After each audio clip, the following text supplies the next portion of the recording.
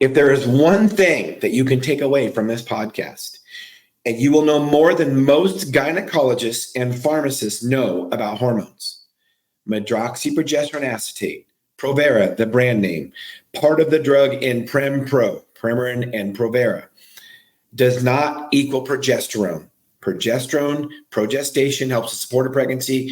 Provera, medroxyprogesterone acetate, can help prevent a pregnancy. That's how different they are. We are taught in pharmacy school that they're close in structure, so they must work the same. Sure, they're close in structure, but remember, estradiol is close in structure to testosterone. Yet if you have enough testosterone, you'll be a man. So don't let people lie to you about these drugs being close in structure. They make a huge difference in the body because the way they interact in a 3D fashion, they're not two-dimensional molecules. They have a lock and key mechanism with many different proteins to turn things on and off. So any study that you see and it lumps, it tries to compare medroxyprogesterone acetate under the class of progesterones, I just quit reading it.